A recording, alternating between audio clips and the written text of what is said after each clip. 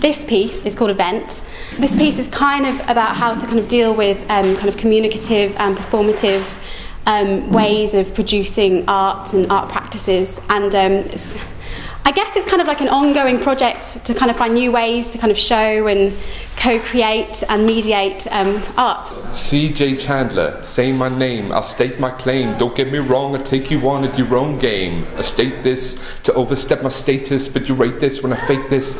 So tell me why I make this. I think what I've learnt mostly is how to kind of coordinate like a large group of people. I think that's really kind of central to kind of what it is to kind of curate an event and kind of collaborate with people, and also the kind of the hierarchies and the kind of statuses and also the way that kind of works kind of collide and connect and disconnect with each other. I think is really interesting, and I think it's like a real catalyst for what I want to do, and it helps me to bring lots of different sources together. This is art as immersion. So myself, everything I can find goes into the whole process of making the art. I call upon everything I can to make whatever idea I have. So yeah, everything's created by me. All these albums, if I give you an example, Brixton Hacks, featuring the tracks Selfish, Unpopular, Rubbish, or maybe even this title by the Posters, featuring Gunslinger Whammy. The work is a digital collage, and it's based on chance overlappings in the editing process of cells and different things that I'm interested in to do with humour in art and improvisation. My work explores the ready-made object, and this investigation sort of began with post-it notes, and I was sort of intrigued by this idea that I was always making lists, and I started writing on note after note, and I initially collaborated this also. It was this big wall of post-it notes which sort of developed into a sculpture which had fans blowing at it, and then into sort of more bigger surroundings. And this sort of fascination with this idea of ready-made and either manipulation or sort of multiplying the object that you've got became really key to my work, because objects are signifiers, and when you look at an object you know what it is, you know what it does. So when you begin to change the function and manipulate it, either by putting material on it or covering it in something, it totally changes what it was to begin with. So as a viewer you begin to sort of contemplate what it is differently. I guess the best place to start is that I've converted what used to be our old lecture room into, I suppose it's easy to describe as like a bit of a refugee camp for sort of creative and fledgling artists who haven't got anywhere to go anymore.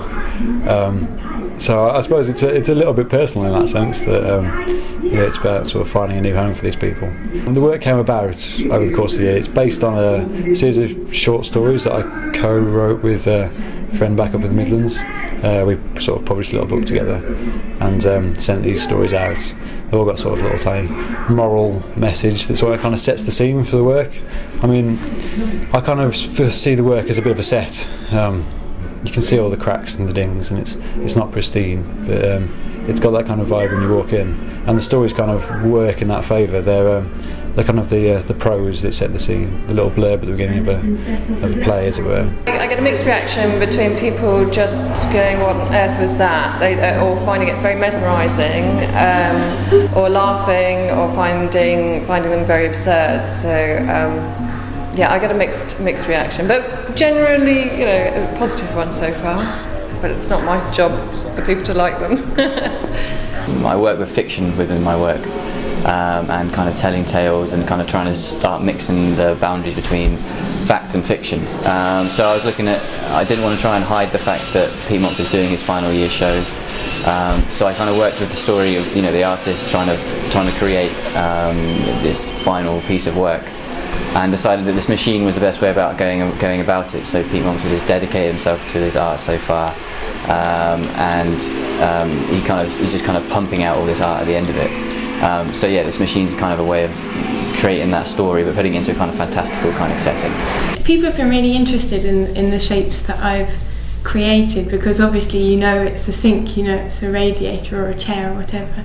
And I think there's a bit of humour behind it. People find it quite funny that there's a chair and it's wrapped wrapped in cling film. But I think the effect is quite impactful because it's so well known. You begin to change what you think about it. I've always believed that art should be exciting and should really draw people into it to try and just try and get them excited about the art.